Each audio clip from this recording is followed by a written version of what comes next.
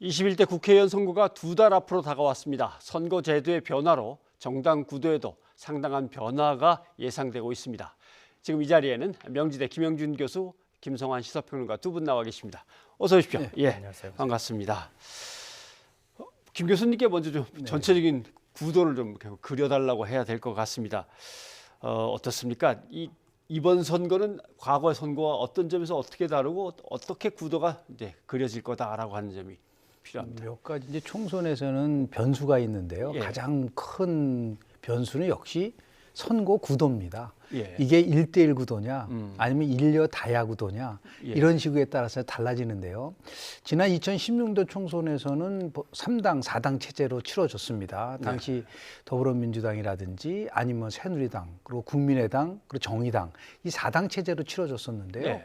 이번에는 이제 미래통합당이 나오기 전까지만 해도 이 보수 정당들이 파편화돼 있기 때문에 예. 이게 일려 다야 구도로 갈 것이다라는 예측들이 많았었는데 여하튼 선거 두 달을 남겨놓고 신당 전성 시대를 맞이하게 됐어요. 예. 그러니까 미래통합당도 있고 또 호남을 기반으로 한 예. 뭐 17일 날 예. 바른미래당과 민주평화당과 네. 그리고 대한신당이 또 창당을 한다고 네, 얘기를 뭐 하고 미래 있고요. 한국당이라는 예. 이름을 쓰겠다고 그렇습니다. 하는 것 같습니다. 예. 또 우리 공화당은 그대로 있고요. 예. 더 나가서 안철수 신당은 처음에 안철수 신당을 하다가 뭐 국민당을 하다가 국민의당으로 바뀌었지만 예. 여전히 일려 다야 구도의 성격이 강하지만 129석을 갖고 있는 민주당과 이제 115석으로 출범하게 될 텐데요. 예. 미래통합당으로 보면 이제 거대 두 정당과 더불어서 좀 이제 소수 정당들이 격돌하는 이런 상황으로 전개되고 있는 부분이 있는데요. 결국 이제 수도권에서 여당이든 야당이든 아직 굉장히 박빙의 승부가 예상이 되기 때문에 특히 제3을 정당을 표방하고 있는 정당이 어느 쪽 표를 잠식하느냐가 예. 상당히 중요한 변수가 될 수 있을 거라고 저는 봅니다. 예. 보니까 더불어민주당이 129석, 미래통합당이 118석, 민주통합당이 28석, 뭐 아마 이렇게 바른미래당 이렇게 해서 대한신당, 민주평화당 해서 정의당은 6석 이렇게 될 것 같습니다만. 근데 이제 어차피 이번 21대 총선에서 가장 뭐 관전 포인트는 미래통합당이 될 것 같습니다. 네, 그럴 네, 수밖에 미래통합당. 없겠습니다. 뭐 방금 전에 말씀하셨던 것처럼 선거는 구도 80에 인물 20이다 이런 이제 오래된 격언이 내려오고 있는데요. 그러니까 구도를 어떻게 짜느냐가 굉장히 중요했기 때문에 미래통합당이 일단 보수를 다 통합하는 형태로 출범할 가능성이 매우 높기 때문에 미래통합당이 어느 정도 득표를 하느냐 이게 굉장히 중요한 상황인 것 같습니다. 예. 근데 또 지난 선거 때는 20대 총선 때는 당시 국민의당 돌풍이 있었지 않습니까? 그러니까 제3당의 역할이 어느 정도 있었는데 이번에는 제3당이 그 정도 역할까지는 하지 못할 것 같거든요. 그러니까 1대1 구도가 되는 지역구들이 상당히 많이 나올 가능성이 있다. 그러니까 민주당하고 미래통합당이 1대1 구도로 갈 때는 선거 결과를 예측하기가 쉽지 않은 상황으로 갈 가능성도 있다고 생각합니다. 예. 어떻게 소기의 성과를 거둘 것 같습니까? 미래통합당이? 미래통합당은 일단은 여러 가지 보수가 분열된 상황에서 선거를 치르는 것보다는 훨씬 더 유리한 환경에서 선거를 치를 것만은 뭐 분명해 보입니다. 예. 근데 다만 이제 그런 거죠. 이전 선거 때 우리가 뭐 상투적으로 많이 하는 얘기지만 정권 심판론이 작동할 것이냐 아니냐 뭐 이런 얘기를 하지만 지난 20대 그 총선 때 결과를 보면은 당시에는 권력 내부로부터 분열이 오히려 더 큰 이슈였거든요. 그러니까 예를 들면은 배신의 정치부터 시작해서 진박 공천까지 그게 오히려 국민들한테 심판론을 불러일으킨 측면이 있거든요. 근데 이번에는 여권 내부에서 분열이 일어나거나 이런 현상들은 나오지 않는 거죠. 예. 그런 면에서 이슈는 조금 달라질 가능성이 있지만 여전히 경제 문제라든가 부동산 그리고 검찰 개혁과 관련한 이해관계가 좀 다른 측면들 이런 이슈들이 어떻게 부각되느냐에 따라서 선거 영향도 좀 달라지지 않을까 싶습니다. 예. 지난 예. 총선 때 실은 더불어민주당이 1당이 됐어요. 예상을 깨고 123석으로 1당이 됐는데요. 110석을 지역구에서 이겼습니다. 예. 그중에서 수도권에서 82석을 차지했어요. 그러니까 굉장히 많이 차지한 거잖아요. 예. 수도권에서. 그때 당시에는 많은 분들이 어떻게 예측을 했냐면 국민의당이 창당이 됐기 때문에 야당표가 분열될 것이다.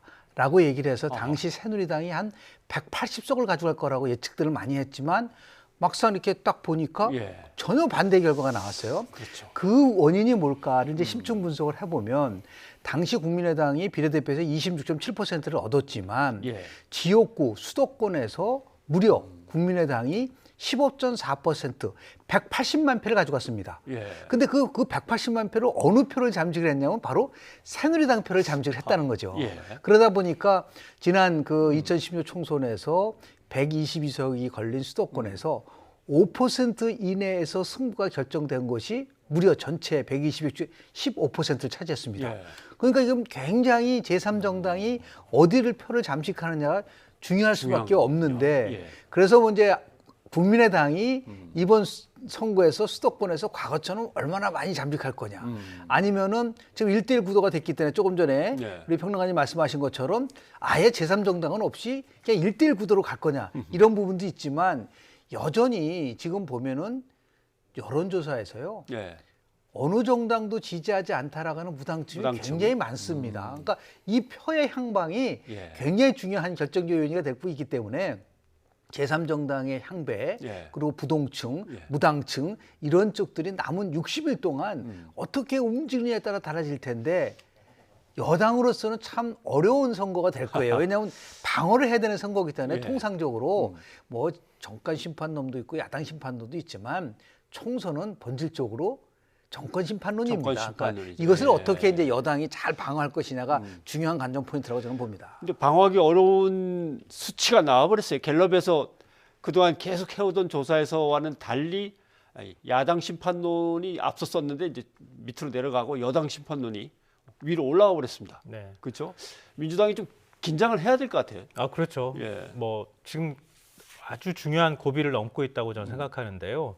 아직 이제 선거가 2달 정도 남았잖아요. 예. 지금 이 2달 정도의 시기 동안에 지금 방금 전에 부동표 30% 정도 된다고 말씀하셨던 것처럼 여당이 어떤 태도를 취하느냐에 따라서 부동표가 움직일 가능성도 굉장히 높고요. 기존에 그러니까 지금 최근에 이제 그 진보층 내부에서도 쓴소리가 나오는 이런 현상들이 나오고 있지 않습니까? 예. 그러니까 자기 지지층 안에서 어느 정도 이탈되는 표들이 나올 것이냐 이것도 굉장히 중요하거든요. 결국은 선거는 상대편을 떨어뜨리기 위해서 투표를 한다고 얘기를 한단 말이에요. 그러니까 자기 지지층을 결집시키고 그 결집한 지지층이 상대 후보에 대해서 일종의 뭐 적대적인 감정이든 후보를 떨어뜨리기 위한 목적으로 선거를 이룬다고 가정할 때 예. 지금 진보층 내부에서 특히 민주당을 지지해왔던 층 내부에서 만약에 떨어져 나간 현상이 나오고 그리고 부동층이 보수 쪽으로 움직인다거나 이렇게 될 경우에는 민주당 입장에서 굉장히 어려운 선거가 될 가능성도 있어 보입니다.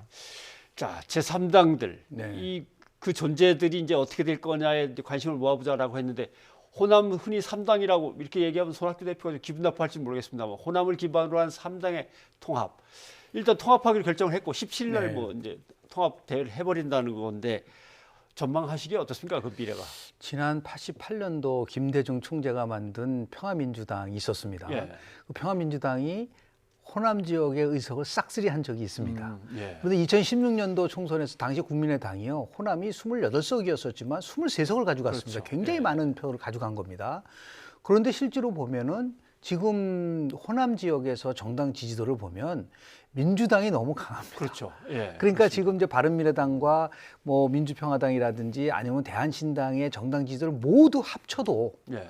바른미래당의 절반도 못 미치는 수준이기 때문에 과연 이제 3당 합당을 하더라도 어느 정도 뭐 그 효력을 발휘할 것이냐. 물론 이제 선거가 이제 2달 남았기 때문에 뭐 결집될 수 있는 부분들도 있을 수는 있겠으나 과거와 같이 그 호남 신당, 그러니까 특히 호남에 이제 기반을 두고 있기 때문에 그 호남 지역을 매개로 해서 확장할 것이다라고 하는 것은 현재 상황 속에서는 좀 쉽지 않을 전망이다. 왜냐하면 또 이것이 어디랑 연결이 되냐면요. 예. 수도권 선거와도 연결이 됩니다. 수도권에 거주하시는 호남 출신의 유권자분들이 예, 예. 누구를 지지할 것이냐. 만약에 호남 신당이 돌풍을 일으켜서 정말 아주 굉장히 민주당과 각축전을 벌이면 그것이 바로 수도권과 연결될 수 있는 부분인데 아직까지는 뭐 굉장히 돌풍이 아니라 네. 미풍 정도로 갈 가능성이 높지 않느냐라고 조심스럽게 전망을 해보는데요.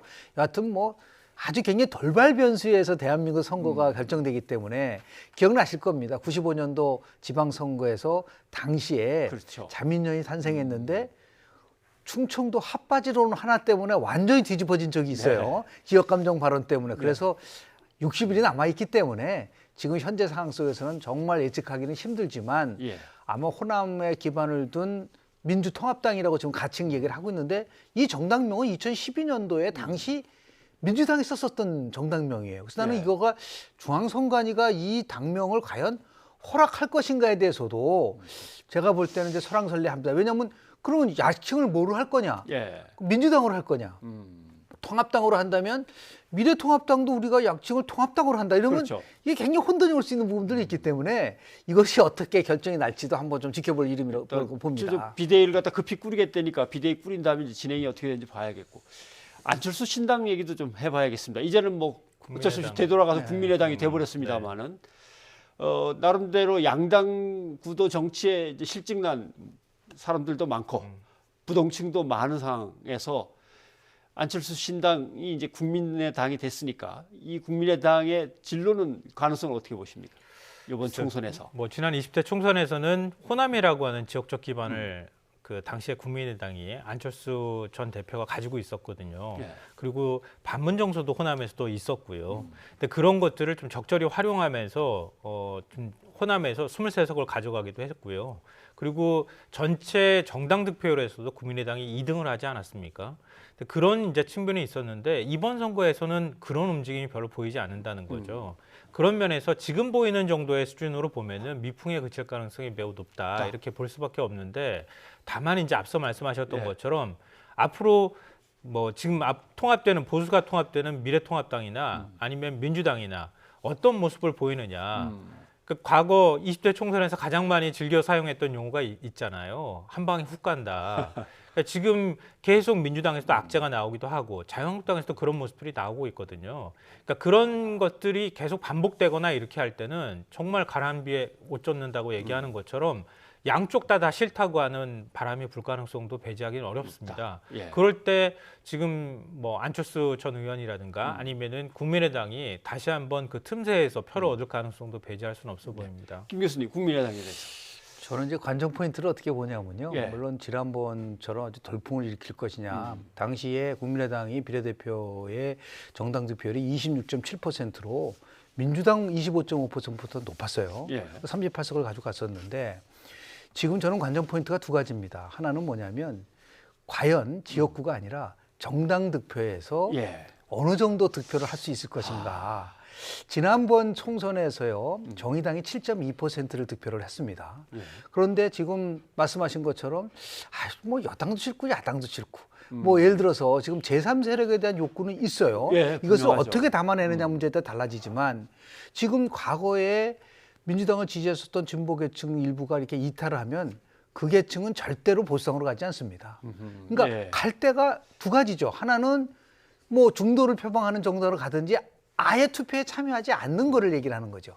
그럼 지금 부동층이 30% 정도로 나오는데 이것을 실은 잘게 해부를 해보면 세 종류가 나옵니다. 예. 은폐형 부동층, 전체 30%에 40% 정도하는 은폐형 부동층은 분명히 내가 누구 지지하고 있는데 대답을 안 하는 은폐형 부동층이고요.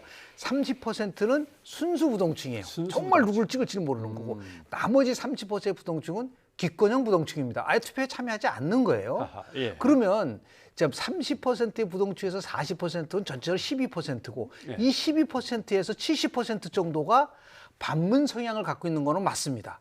그 근거는 뭐냐면 무당파라고 하는 사람들이 문재인 대통령의 국정 운영의 지지를 보면은 30% 미만으로 나와요. 예. 그럼 못하고 있다라는 부정적 평가가 60% 이상을 놓기 때문에 그렇다고 한다면 약 10% 정도가 부동층 중에서 반문 성향이라고 본다면 이 표가 과연 어디로 갈 거냐가 이제 관건인데 그런 의미에서 봤을 때 정당 득표에서 지난번에 26.7% 했지만 안철수 전 의원이 지난 대통령 선거 때 700만 표를 얻었어요. 21.4%. 예. 그러니까 실제로 투표에도 간성의 법칙이 어느 정도 있습니다. 제가 한번 찍었던 정당에 대해서 물론 거기에 전제가 있어요. 민주당이 과거처럼 굉장히 개혁적이고 나름대로 촛불 정신을 계승하고 정말 잘하면 예. 국민의당이 갈 수 있는 공간은 절대적으로 좁혀질 텐데 이 부분이 많이 지금 3년 전과는 달라졌기 때문에 예.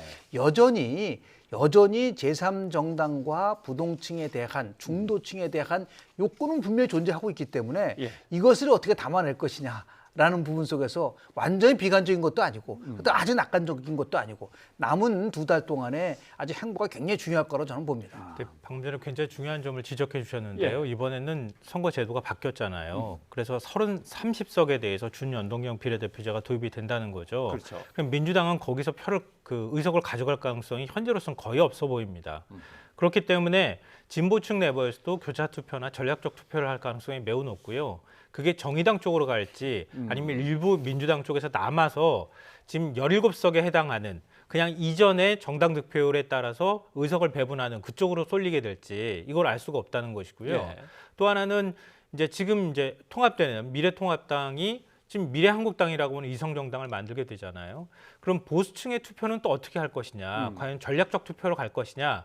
그 전략적 투표에서 일정 부분은 지금 국민의당 쪽으로 또 흘러갈 것인지 아니면 양쪽 다 싫다고 하는 표가 지금 말씀하셨던 것처럼 원래 그 어느 정당 지지를 갖고 있지만 그걸 은폐하고 있는 사람들 쪽으로 일부 빠지고 나머지는 지금 국민의당 쪽으로 다시 흘러갈 것인지 뭐 어느 쪽으로 갈 것인지 이 향배에 따라서 의석 배분이 달라질 가능성도 굉장히 높다. 그러니까 지금 민주당 입장에서는 선거를 치르기가 어렵다고 하는 게 위성 정당도 만들기 어려운 상황이거든요. 그럼 지역구에 모든 걸 다 투자해야 되는 상황이 됐는데 실제로 한국의 지역구도 전체 선거 구도 자체가 예. 이미 영남에 65석이나 들어가 있고 수도권이 122석이란 말이에요. 그러니까 수도권에서 선전하지 않을 경우 그리고 특히 경남에서 지난번에 8석을 가져갔는데 이번에 그 정도를 가져가 줘야 예. 그래야 일당을 지위를 유지할 수 있을 텐데 그런 구도가 만약에 꺼지거나 아니면 무너질 경우에는 민주당이 일당을 놓칠 가능성도 배제하기는 어렵다는 그럴 거죠. 가능성도 있다.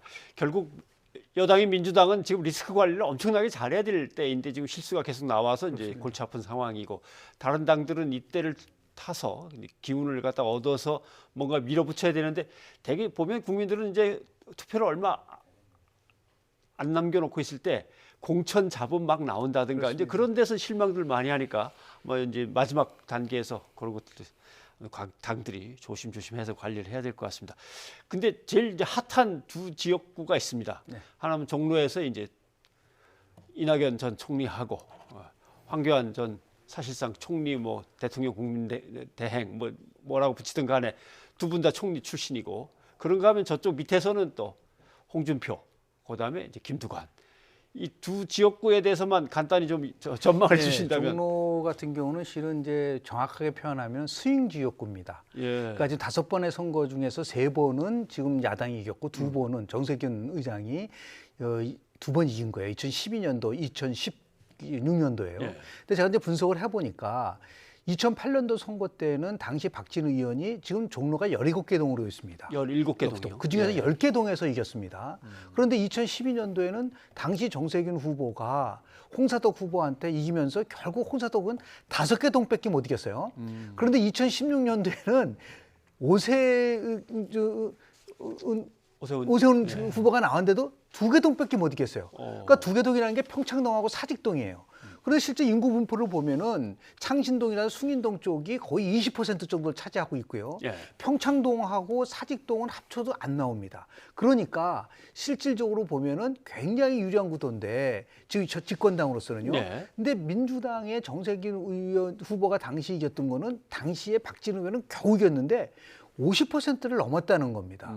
그럼 이것이 갖고 있는 함의는 뭐냐면 아마도 종로구 쪽에서도 인구 지형의 변화가 온 게 아니냐라는 그 관측을 좀 하게 돼요. 예. 숭인동, 창신동 쪽에 있어서의 뭐 30, 40대 유권자층이 그렇죠. 있는데 예. 다시 심층 분석을 해보니까 종로구에는 50대가 49%를 차지하고 있습니다. 아. 근데 그게 50대가 하나 재밌어요. 왜냐하면 과거는 50대는 무조건 보수를 찍었는데 예. 지금의 50대는 바로 과거의 386 30대. 세대입니다. 예, 그러니까 60년서부터 69년생을 우리가 보통 386인데 60년생이면 지금 60세입니까?